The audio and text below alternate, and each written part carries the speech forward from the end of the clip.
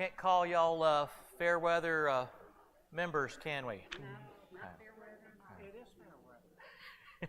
Fair for some people. Depends on who you're talking about, ducks or somebody, I guess, right? Okay, is that Yeah, famous line from It's a Wonderful Life there, right? So, I was swimming. good morning. Try to find the book of First Kings in your Bible, right? We don't go there a whole lot. Right before that, yes. Right after 2 Samuel. Is that out of Jesus? It is. The tabs used to help me. I don't have them anymore. Right. Joe and I are excited about this series, even though we lost 2 weeks, of course, with the weather. I made about 10 copies of the schedule. If you'd like one, just come up and get it afterward or wave at me. I didn't want to just hand one to everybody because so many of them go in the trash, but if you're a reader and want to know where we're going, which Dennis does, so I'm going to give him one. Just see how many we need. If we need to get more, I'll make some young person go get them here, right? And I put them in the wrong way, so it's turned around. Okay. Tell me your good catch. First impression when you heard we were going to study Elijah, Elisha, and friends. What, if you knew that ahead of time, which I know, let's face it, this is the class, if you're over 40, this is our only choice right now, right? So I can't say you just picked this out on purpose. Joe, what did you think of? The first impression I got was, am I going to teach this? I'm going to talk this today. So fear on Joe's part, okay. What else, Dave? They had friends, okay. Question mark. Yes. Whether these guys, and we'll meet one briefly today, knew each other, the other ones, Elijah and Elisha definitely knew each other, but other than that, don't exactly know this first one today, who has the same name as one of the kings, so it's easy to get confused. Special bonus round, anybody remember the name of the little-known prophet who had the same name as one of the kings? No, but good guess. Points for trying. Anything else? Anybody else? Hezekiah. Not Hezekiah. We like his book, though, right? He doesn't have a book. If you want to stump everybody in Bible drill, turn to Hezekiah, and everybody's turning. No, there's not a Hezekiah. Jehu. There's a prophet named Jehu that's same as that famous mad chariot driving king that we'll see a little bit later. Dan? I remember back in Lipscomb, which is pretty good, because that goes way back. For me as well. I remember Jehu drove furiously. Yes, his chariot. I remember those 3 words about Jehu. He drove furiously. Were you in good company then? Is that what that made you think? Or just with your driving, yeah. Heavy foot, or heavy whip, I guess, right, with a chariot there. Other first impressions with hearing, we're going to talk about Elijah and Elisha and some others. Over the years, I've always confused the two. Yes. Where you draw the line and who did what, easily confused. So we're going to take care of that confusion, for forever on here. If you ask me some of the miracles, which one did which, probably couldn't tell you right this minute, but hopefully in a few weeks it'll be a little better, right? Okay. Did anybody have a oh no kind of first response? Well, I think sometimes when you go to something outside Genesis or the first 5 books or something, there's this uncertainty. Yep. We don't go there. No. And so there's this, I'll say, maybe there's this is it really? Or I ain't never done this? Or there's this, something we just don't do those. We don't do it very much, do we? So kind of that back to Joe's fear, right? What are we going to do with that? Okay. I'm just poking fun at Joe. He'll do fine. The only thing I remember is from class that they were protectors of Israel. Protectors of Israel. Yeah. I really remember that. Yes, which is very true. So any other first impressions? You know I'm going to try to not talk the whole time here. Hey, Pete, Sir. I want to repeat myself. From not being afraid. No, Zechariah was a minor prophet in the Bible. I think you're right. Don't ask me to name all the minor prophets. 2 Kings 15, says in the 38th year of Azariah, king of Judah, Zechariah, son of Jehoiakim, became king of Israel. Okay. So there was a Zechariah king and prophet. So two of them. Did I just say there wasn't a Zechariah? Or there's another prophet? Okay.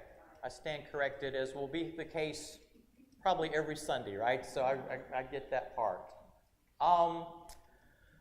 So glad you're doing this. Grab a reading schedule, and we'll make more if we need to, because I always do better if I at least Saturday night, right? Or sometime kind of read ahead with where we're going. Saturday night, so you remember it. That's right.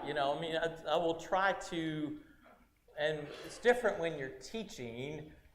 Pretty much once we settled on what we were doing, I started reading that section just a little bit each day, and I'll go back and read it again. The whole section that's up there. 1 Kings 16 through 2 Kings 13, not every single verse. So don't worry, but the sections are in there that we're going to look at. I hope you did more than just read it,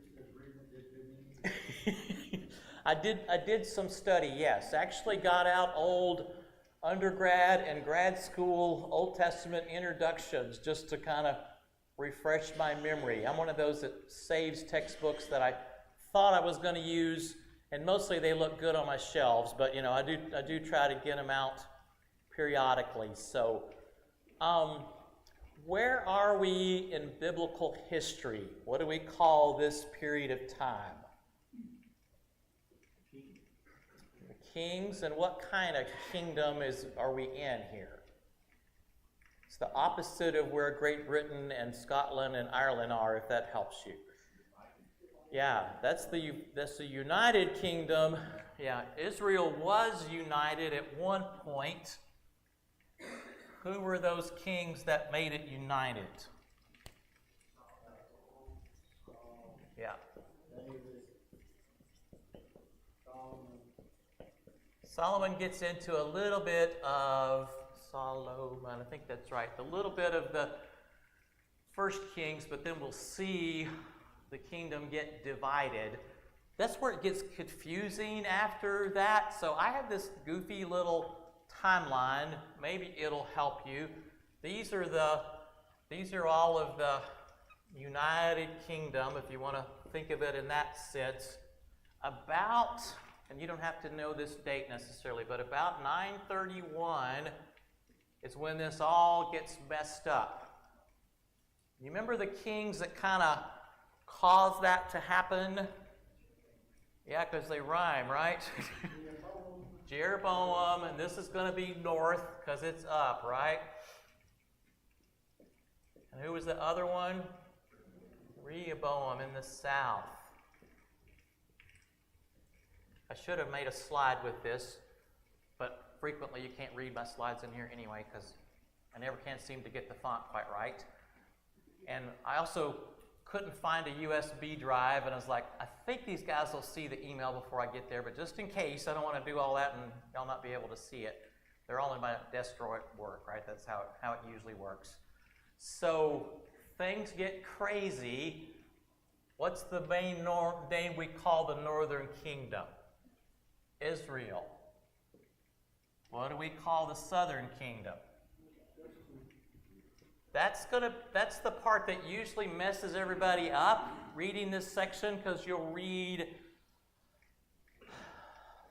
we're going to start at 1629 in the 39th year of Asa, king of Judah.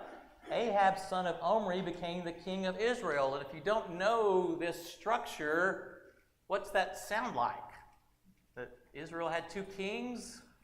Did they have 2 kings? No. 12 tribes did. 10 tribes had one and 2 had the other, right? That's the tricky thing. Up here is 10 tribes, and down here is just the tribe of Judah, where they get their name. And who's the other one? Benjamin. Wow, good. Somebody said that. Who said that? You need bonus points. Very good. Brother Swain, you know more than your son does there. That's good. Just got to keep things lively, right? Got to keep it rolling. A little controversy, little sarcasm, which you'll get more than that with me, right? Everybody knows that. So we're right here, and that's going to be where we live during this course. But what happens over here, and that helps me with just trying to get all this in order. Tim? It seems like with the Levites, Levitical tribe. Levitical tribes, it seems like through all of this, there's some in the north, there's some in the south. They use, some of those priests as they were at different times in both kingdoms. Yes. So I don't know where they were. I know they didn't have any land when they divided the tribes up, but because they were the priests everywhere. But they sure seem to be, as you read this, you kind of get confused because you think they're in the north, but they use them in the south too. Yes. Joe may know the answer to this. Is it, were the priests outlawed or anything? Riley, I'm turning it on and still messing with me here. There it is. Okay. Of course, it's a little small in it, but red is Judah. I got it. Red is Judah. Huh? Oh, okay. Thank you for getting that for us. So Israel, of course, there it is. Sorry. Yeah, I always get that mixed up. It seems opposite to whatever I've used before.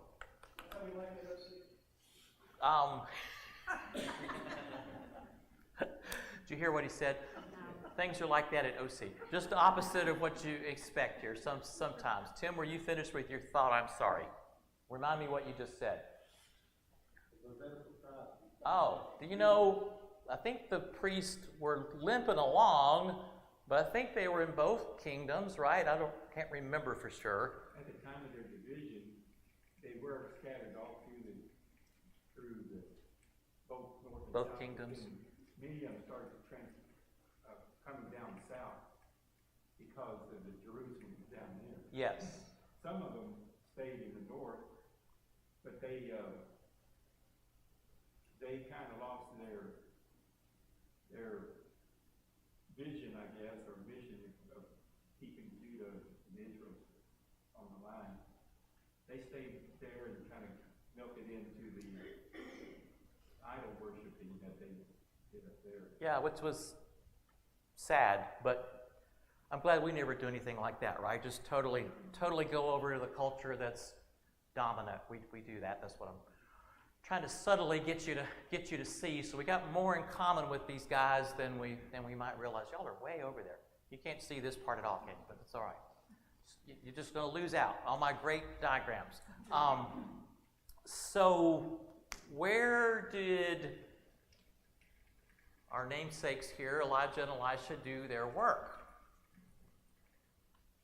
North. Because they were both pretty bad, but the north was worse, right? Even my little verbiage there. Northern kingdom lasted 200 years with 19 kings who were all what? Evil. Nobody doing God's will. The southern kingdom lasted over 300 years. 8 of their kings of the 17 followed God, and then that ended 586 with Babylon, right?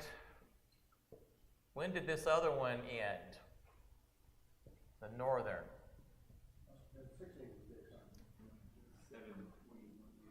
Did I have it up there?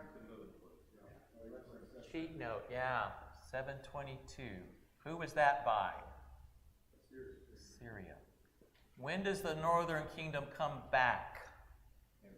Never. That's the end of it. You ever thought about that?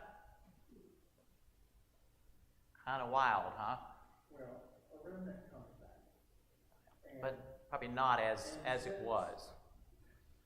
since we do read about people from some of the other northern tribes, maybe the whole tribe didn't come back, but a remnant had to have come back, because as we read in the Chronicles and other books, there are people from those different tribes that were there. Right. It's not like they all died off, but as far as the organized nation did not come back. When did these come back? 70 years later. Okay. And what are those books? Just make sure you're tracking with me. What gives us that history? Ezra and Nehemiah, right?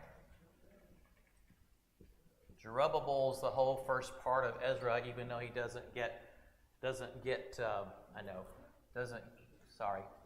all the English majors out there, even though he doesn't get credit in the book.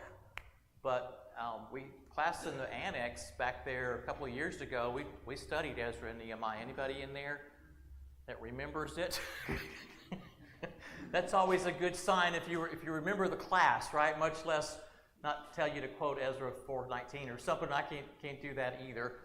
But that's historically, and all of the prophets fit somewhere in there. Does that make sense? You almost can get that. And I was an undergrad Bible major, and had to take theological stuff during grad school. And I was probably not till 8 or 10 years ago that all this kind of made sense to me. Is that crazy? Because I would kind of know bits and pieces. I knew North and South. I had an undergrad class where we did 1st and 2nd Kings, but it was kind of, you had to be there. But it was at the time I knew a little bit and kind of forgot a lot of that. I had a guy named Ted Caruth that taught that had a brain tumor or something, had to leave mid-quarter. I'm old enough. We were in quarters back then. Don't judge me. And then a guy named Rubel Shelley came in and finished the quarter. We all know his name. I'm not going to ask any opinions, but it was good. He's a good Bible teacher. I'll give you that. You kind of get into the thick of it. So I've been trying this and love these stories, but I don't even know if I could have done what I just did there, 8 or 10 years ago, just because it just wasn't all too much counseling, not enough Bible study, right? That's kind of what happens, what you focus on. Tim, and then we're going to go on. My son got a book that had the maps and the timelines of the Bible, and I loved it. I mean, I got it for like 2 days. I got to look at it. I ordered Arlene one for Christmas because this was fun. And as you're reading this and you read a name, what we've done is we've gone back and looked at that. I didn't realize that a lot of these prophets that we read through, that they happened before the exile, makes good sense. Yep. They were warning them so that they wouldn't go in exile, even though they'd be exiled. Yep. And you can see a timeline that all overlap with each other. And as you're reading through the motion software that takes you through the Bible in a year, it gives you the time. The chronological ones will, yes. Yeah, and it's kind of interesting to see where the argument, it's confusing as all get at if you don't pull out something to help you with it. I'm going to look and see if there's just a one chart thing like this online. I'm sure there is somewhere, and probably try to couldn't think of the word laminate that thing and just keep it in my Bible all the time, because I am dumb enough. I don't always remember what I used to know. Anybody like that? Maybe that's not dumb. Maybe that's just early dementia sitting in here. But and just because I wrote it down and to give it to you, Zerubbabel, that first one that came back, he was about 536. Ezra about 547. And then Nehemiah shortly after that, 444. Did I say 557, sorry, 457. Apparently, I've got a little dyslexia too. Something going on there. So look at what says on there and not what I said out loud. And don't think we're going to be thick in history every time. Today's probably the only sort of like a lot of history stuff because I wanted you to see where we're coming from in biblical history. Does that help at all, or does that make it more confusing? Anybody still completely confused? Okay. What would clear that up, Gloria? Okay. Well, see, back here's Pentateuch, and here's 1st and 2nd Samuel, basically, and a little bit of 1st Kings. Then that's all the rest of 1st and 2nd Kings, and really the rest of the Old Testament, right? It all kind of comes in after that. Help me out, Joe. What am I trying? What's not being clear with that? Anything? No, I did a Bible fast here several years ago on the minor prophets, Yes. and I have an outline of when they lived on a slide. I'll show it next week. That'd be great. I mean, need to see it every time. Do you have to know this to go to heaven? No. But does that kind of help you understand kind of where we are going to be in history? And remember, our prophets are here, right? So this is where Elijah and Elisha work in the northern kingdom during this period of time. Not so much Jeroboam. Who did they start with? We just read his name a minute ago. Evil king of Israel. Had a wife with a wicked name that nobody gets named anymore, right? Okay. Ahab. You know any little Ahabs or little Jezebels anywhere around? Why not? What? What did he say? You might call them that, but that's not their real name, right? Okay. See, there's no under-the-breath comments in here, because if I hear them, they're going over the microphone, right? Raymond, you had your hand up patiently. Sorry. Samaritans are a whole different group. They're that in-between area that's not reflected so much there. Were they part of? They are mentioned before they come out of captivity. Because I know New Testament time we call about them being sort of half-bred. So. The Samaritans were part of the remnant that was left behind. Okay. During the Babylonian captivity, and they intermingled and married the Gentiles in their area. So when the Jews came back from Babylon, they did not want to associate with this mixed breed of Jews. They were called now Samaritans because they lived in the Samaria area. I blinded you there, sorry. It's kind of right. Where is this silly thing? It's in the middle. Yeah, kind of right in there. You see Samaria right there, right? Is that what that says? But yeah, I think, thanks, Joe, for helping us out there. They were part of that, so probably part of Northern Kingdom. That's where the city of Samaria is. Got off of that, because that's back to Good Samaritan, everybody avoiding that. So again, I'm glad we don't do any people like that today here with that kind of stuff. It'd be kind of like, and some of you may wish for this, it'd be kind of like the Confederacy never was defeated and we were still a divided country. That's almost how it ended before these captivities. And then came back. Some would probably argue Israel was reestablished in 40, what was it, whenever the nation of Israel started in the modern era, but that's a whole different, it's a whole different line of thought, and we're not going to get into that because that's controversial. 48. I knew it was 40-something. Okay. Anybody else confused? Does that help at all? Okay. Please do. This is back a little bit. Okay. These right here, this and that. You said that's when they started?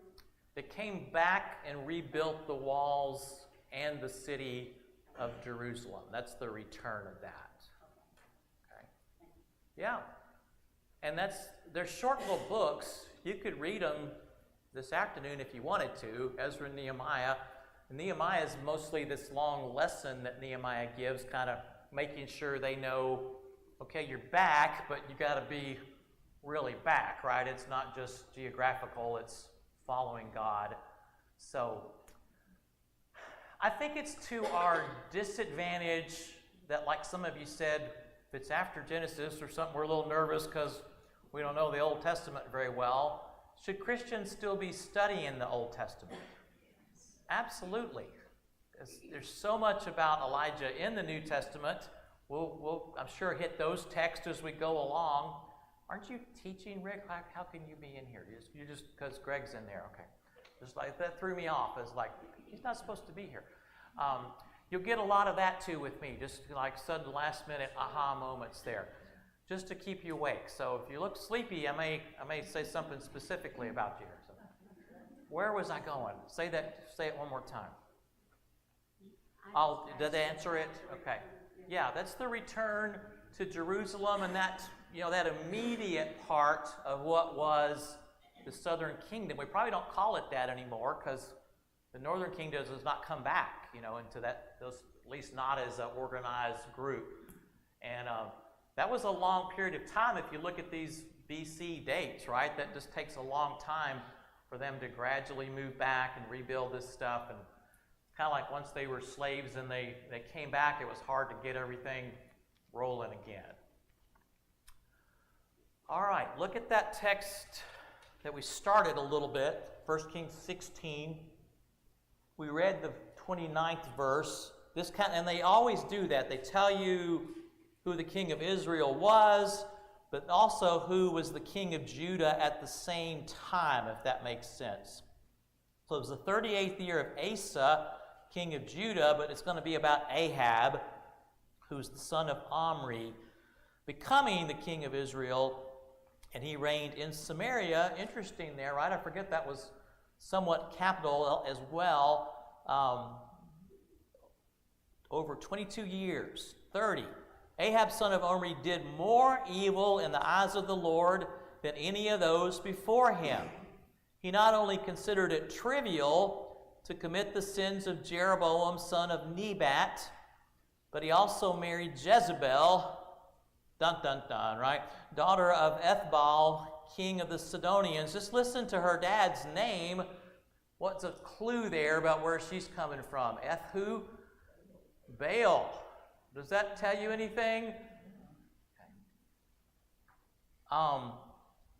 And began to serve Baal and worship him. He set up an altar for Baal in the temple of Baal, that makes sense, that he built in Samaria.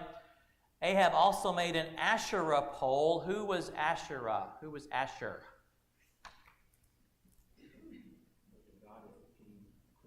Yes. Pagan goddess. Some said the mother of Baal even. Didn't realize that till I reread that this week. And I didn't really read anything new. I just reread stuff I had forgotten, right? He did more to provoke the Lord, the God of Israel, to anger than all the kings did before him. So that's a bit much, isn't it? You're coming after a bunch of evil ones and you're worse than everybody else. He referenced something there. 31, he considered it trivial to commit the sins of Jeroboam. What were those? There's a couple of clues on the green map there. Places called Dan and Bethel. Does that jog anybody's memory about what Jeroboam did? Idol worship, golden calves there. It's way too much to go all the way down to Jerusalem. Let's make this easier. Now he's speaking our language, right? Convenience. Yeah, we want that. We want to not have to go so far. But if they'd been synagogues or something, that would have been different. But they were, as Brother Swaim said, centers for idol worship. So started all that. Started incorporating, not only Baal and Asherah worship, but kind of Baal and Asherah prophets, as we're going to see here in a couple of weeks, a whole bunch of them running around the northern kingdom there. Just that fact, what's wrong with that statement? There was a whole bunch of Baal and Asherah prophets running around that whole green area there. Does that react to that for me? Go ahead. One of the things that we have to be watchful for today, you mentioned, why do we study the Old Testament? Is because it tells us some lessons, some big lessons. Baal and the Asherah were not brand new religions, they were perversions, or at least in Jeroboam's mind. Yep. He presented them as just more convenient ways for you to worship God. But they weren't really that, were they? No, they were Yeah. not that at all. Yeah. And that's how he slowly corrupted the northern kingdom. The people. He was corrupt himself. Excellent. Any other thoughts about just what that meant, that there were all these idol prophets and leaders running around God's chosen people's land there, if that makes sense, their kingdom? Had things gotten pretty far? Yep. Was anybody besides Elijah here soon fussing about that much? They tried, didn't they? Yeah, I forgot to write that section down that we were going to read. Look at 16, first verse. Then the word of the Lord came to Jehu, son of Hanani, I think, against Baasha. I lifted you up from the dust and made you leader of my people Israel, but you walked in the ways of Jeroboam and caused my people Israel to sin and to provoke me to anger by their sins. So I'm about to consume Baasha. He was the earlier king of Israel, by the way. In his house, and I will make your house like that of Jeroboam, son of Nebat. And he's going to tell what his demise is. This prophet Jehu was one of those. There were a few. Were the masses protesting what the evil kings were doing that we know of? You know, they might have, and it's just not recorded. But human nature, are we apt to go against the powers that be very much? Dave? The king was doing it because it's what the people want. I'm just thinking about when Samuel is upset that the people are asking for a king before he chooses Saul, and God says, they're not rejecting you, they're rejecting me. There's a little bit of prophecy in that. Yep. It's not just what's happening now. It's about, I don't know if that's a human nature or is it just seems to be people don't want to align themselves with God. And that's a great theme in the Bible about that struggle. Yes. That exists there. And so these people, I mean, we've already got the kingdom divided. That's a sign that there's trouble. There's trouble here. And so these folks have already decided we don't want to just follow God, we want a king to lead us. Okay, well, we have that for a little while. Well, now that we've had these kings for a little while, let's start looking at what the other nations around us are doing. And what those other nations are doing are following Baal and Asherah and all these other gods. Yes. And it's people do what people do, and that's not to excuse them from it. And yet, I just think about, I sit here and read this and think, you silly people, Right. why would you do that? And yet, what do I do? Well, Similar stuff. yeah, right. Because I have the phone that I have now because the previous phone wasn't keeping up with all the stuff that I needed to do. Right.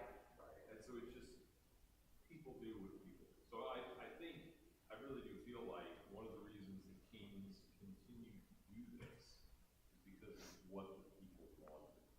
Yeah, it's kind of which came first, I guess. But they did want a king like everybody else, and then we can't help but be influenced by the people around us, which is the scary, scary thing, because there's some pretty wretched stuff going on now, around us. So just being cautious. Yes, sir, Tim. Before Jeroboam breaks off, the whole Israel wasn't being led because Solomon had stopped being a leader and started being about himself, doing what he wanted. Yes. And when Blame it on his wives, right? when Jeroboam started recruiting to be king himself, and he brought people who would believe in him. He was kind of like Hitler. He was really good at convincing people. As it read to me, it sounded like he was doing a pretty good. And I'm wondering, why is Solomon not stopping him? Now forget that Solomon's kind of an older guy at this point. He's willing to live with whatever's going on. It's okay with him. Yeah. And when Jeroboam, recruits the whole kingdom of people, they're not the good Israelites that want to follow God people. Because he wasn't talking about doing, all those good things. That's what happens in the first part, king. And, what do you start in the 16th chapter? There's a lot before it, yes. Yeah, but Jeroboam sets the stage for it. Rehoboam's doing a good job. Several years later. Right. But he has to wait for Solomon to die before he can take over as king. And he's in Jerusalem, the favorite city. As you read all these, as these kings die, those in Judah, they get buried with the forefathers that are mentioned throughout Hebrews in Jerusalem. None of those people get buried in good places in Israel. It's it seems like, wow, they don't have to go to a good place. There's consequences, aren't there? Tim, you've got a good understanding of this timeline. I'll have to call you with questions sometimes because I get it mixed up. I did just read it. That helps. That helps. Which you may want to do just to kind of fully get ready for this is read that whole first part of 1 Kings. It won't take you that long. But just remember, Israel's north, Judah's south, right? Two different ones. That'll help you in the first place to think they're not getting it all mixed up. So the final exam in here, you're going to have to be able to list all those kings in order and give me their dates of while they were in office, okay, to get out of this class. Otherwise, I'm coming back every quarter. So that's, some of you, that ruined your whole day, but I am kidding you. Go to 17. Let's take the last 20 minutes or so and see about our friend Elijah. Now, Elijah the Tishbite from Tishbe in Gilead. Does anybody know where that is? East of the Jordan.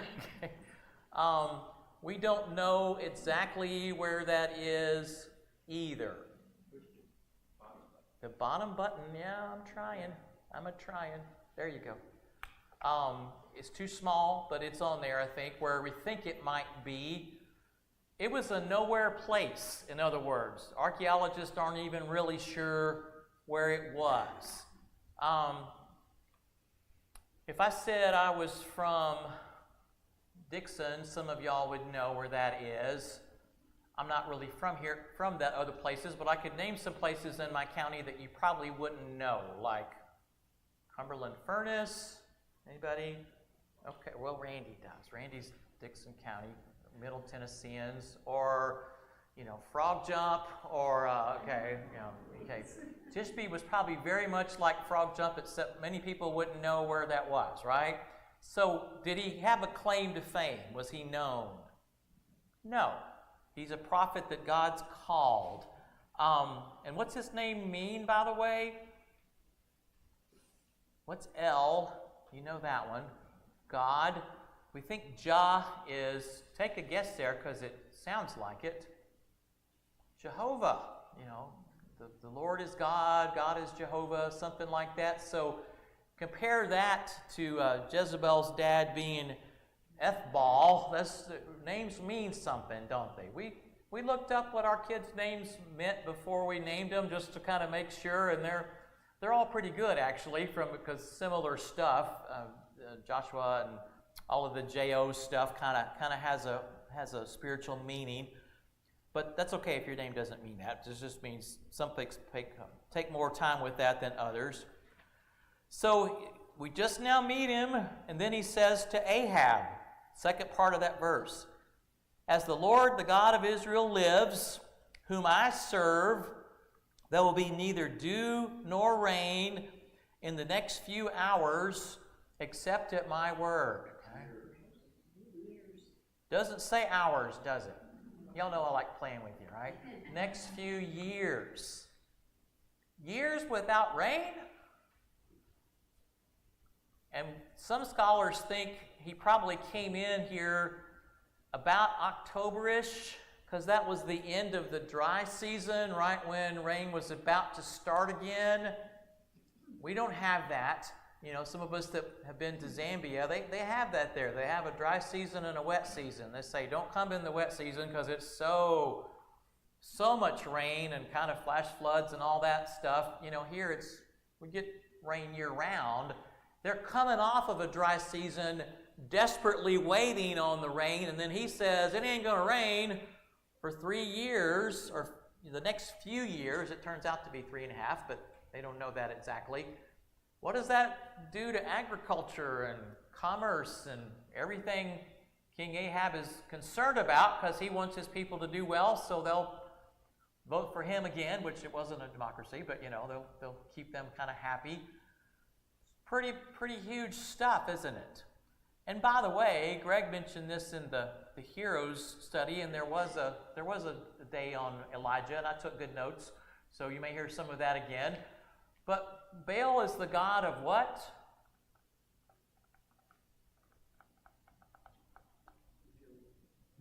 Which, in the case of plants, what would that mean? Controlling how it grows, right? So it's kind of a double meaning there, that Jehovah's God against these pagan gods, which are not real, but the people think they're real, and they're building stuff to them, aren't they? Except at my word. Elijah working directly with God, so he's the one that's going to say when God's ready for him to start the rain again. Hold your place there. Look at James 5:16. We are New Testament believers, aren't we?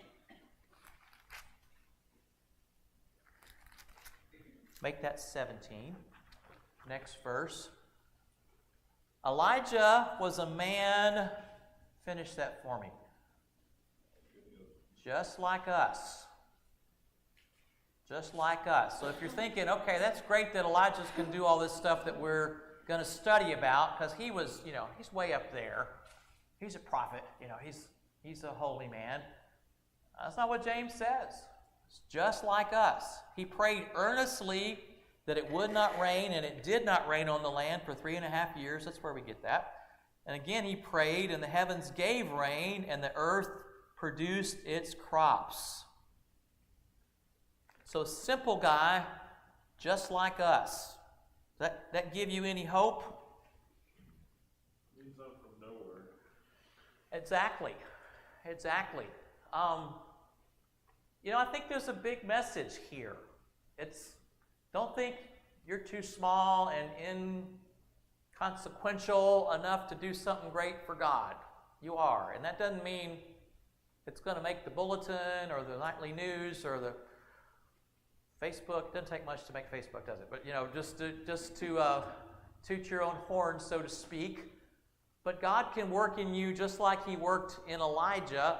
So you got that scene there? Who'd he just tell this to? The wickedest king they'd ever seen before, that I'm sure wouldn't mind just, getting the swords guys out, right? Take care of this one for me. So look at the next verse. Then the word of the Lord came to Elijah leave here, turn eastward, and hide in the Kiriath Ravine east of the Jordan. Say what? I just took on Ahab and you want me to do what now? Get out of town. Get out and hide. Is that how you would have structured this? If you were kind of doing the political strategy for Elijah here, let's get your campaign together, and now you've laid the charge out there. He should be facing off Ahab every day, right? Why do you think he's hiding? True. He's going to hide again later. We're going to see after some big successes. Why'd God have him hide? That wasn't his idea, was it? Is he ready to take him on yet? Evidently not, Gloria says. And there's always a purpose to this, right? God just didn't say, let's have him hide. Not ready to take him on yet. No, there's a reason for that. But look at the look at the setup here. You will drink, verse 4, you'll drink from the brook, and I have ordered the ravens to feed you there. So does Elijah have some trust and faith? The ravens were not a family with a catering business either, by the way. Who are the ravens? An unclean bird that mostly eats dead stuff. Carrion, is that the right word? Is that how you say that? You know, they would mostly eat carcasses of stuff. Is why the Jews didn't want anything to do with them, because it was around dead stuff. And they brought the meat. I know. It had to be miraculous, right? Yeah, that's down to verse 6. The ravens brought him bread and meat in the morning and bread and meat in the evening, and he drank from the brook. Don't think too hard about it. I'm sure it was in a sanitized, little plastic baggie that they presented his morning and evening sandwich to, right? Did everybody eat meat back then? That was kind of a sign of wealth or some special occasion. Not too many vegetarians in the group here. I won't ask for a show of hands, but we need our meat and taters, right? That's kind of what we live on for the most part, but that most of the world is not like that today even, much less back at that time, right? Meat was kind of a luxury. And he was a simple guy, whether he was even used to that or not, I don't know. But after he's just told you're going to drink out of this little brook, and these unclean birds are going to bring you takeout twice a day, verse 5, so he did what the Lord had told him. He went to the Kiriath Ravine east of the Jordan and stayed there. Mine has a little footnote, for 48 hours to see what it was like, and then he went home to his own bed. Is that what happened? Stayed there. Maybe this is the reason I had to endure this last night, but my wife is watching this silly show Alone. Anybody watch that, where they drop these poor innocent people who signed on to it, I guess, out in Alaska with nothing, fishing pole and a bow and arrow, and they make these little lean-to things. This morning when I was reviewing, it's like, okay, God, that's why Kim is into that show right now, because you needed me to see what that's probably like for Elijah.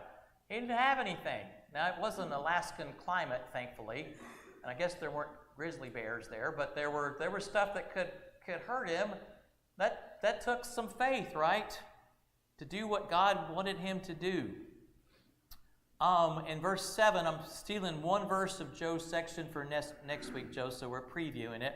Sometime later, the brook dried up because there had been no rain in the land. So we don't know how long he stayed there, without water.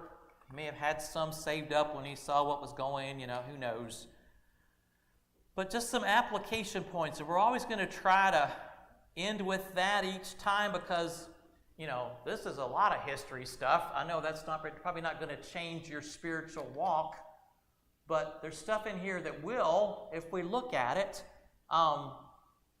Standing alone, when something wrong is going on? How easy is that? I got stuff right now in my profession. I'm not going to get real specific, but most of you are smart enough to figure that out. Where if I said specifically what Scripture says, I could either A, go before ethics board or have my license completely yanked. What do you do with that? Pretty much don't say it. Or just be careful who you say it around, right? That makes sense. A few months ago, we stopped a live stream one night because there were 2 or 3 of us with professional licenses in the room that were making comments, and I was like, I just don't want some yahoo, let's leave it at that, to try to get several of us in trouble. Should we have to be like that? No. Should we have done something 25 years ago when we saw the signs of that coming? Yes. So I regret that I didn't. I wrote one letter to a professional association that got a little press back at the time, but nothing really came of it. Most of you probably got something like that. Is there stuff going on at work that shouldn't be going on that you probably ought to say, hey, that's not right to hide that money from the IRS or lie to that customer or take a sick day when you're really just sick of working, all of that kind of stuff. And I don't mean for you to be the police for your coworkers, but just standing up when you're by yourself is hard. And we're more and more going to be in that category. Does that make sense? This is not a Christian nation per se anymore. And I'm not just saying that for all of us to get down. I just mean kind of things have changed, so we've got to speak up more and probably speak up wisely, i.e. not just make jokes about stuff. That's not a way of standing up in my mind. To write to your congressman and say, I don't think this is right, that's the way to do it. Sometimes the jokes just make us look bad. Does that make sense? Because if it's not so much a joking matter to some of the folks who believe differently than we do. Not saying they're right, but just trying to build a bridge to have a dialogue. Boy, I got rolling there, didn't I? So standing alone is hard. And he was going through some training here at the Kerith Ravine. What do you think God wanted him to learn during that time? Depend on God. Because there ain't nobody else, is there? The ravens in the brook. Did it sound like there was even anybody around to say, you can do it, Elijah? It doesn't, right? That's why that show, I guess, was on my mind. I was telling Kim, so who's the cameraman? And she's like, they've got it themselves because they turned it on and off. So there is a sat phone they can call when they put an arrow in their leg, which one of them did. So there's that. Did Elijah have a sat phone? Had God, though, didn't he? And God got him out of there when the brook dried up. What else do you think maybe he was learning? Definitely that. Discipline, patience, Dan said, if you didn't hear. Anything else?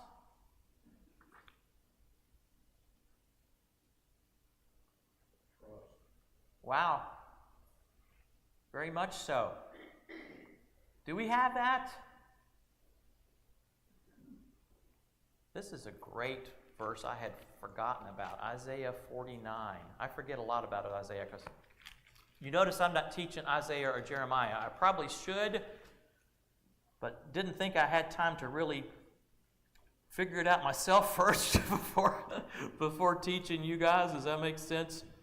Look at Isaiah 49:14. But Zion said, the Lord has forsaken me. Next phrase after a comma, the Lord has forgotten me. Can a mother forget the baby at her breast and have no compassion on the child that she has borne? Though she may forget, I will not forget you.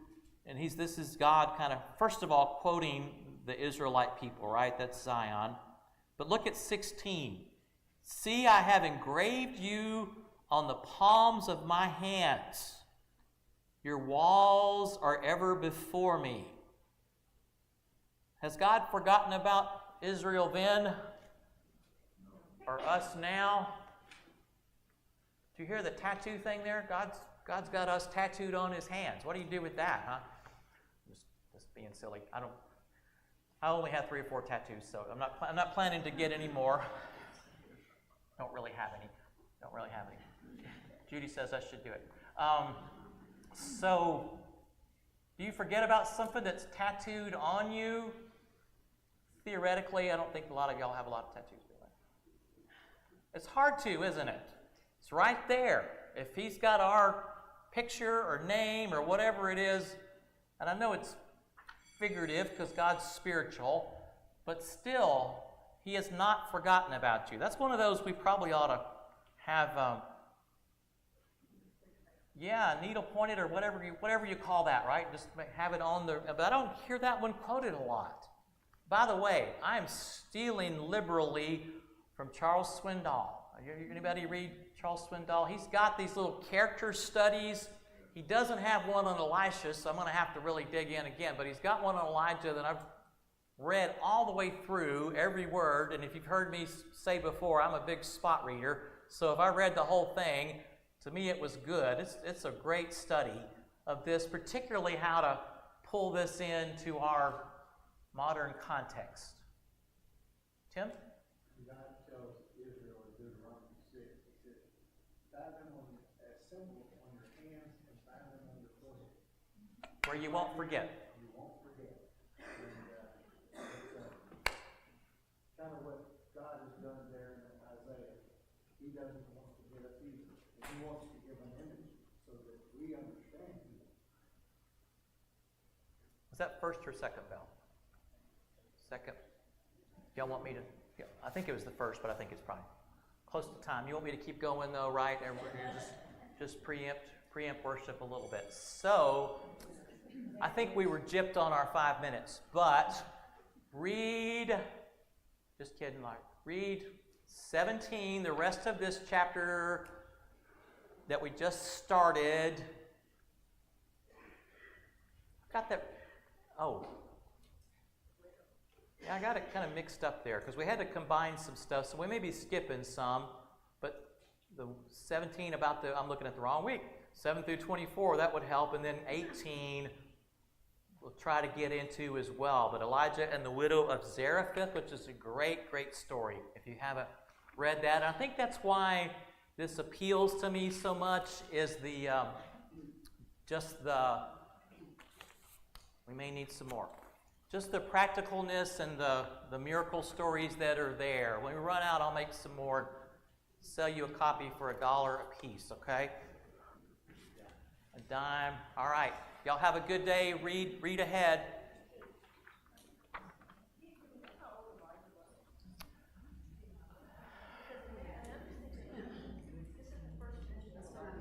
First time we see him.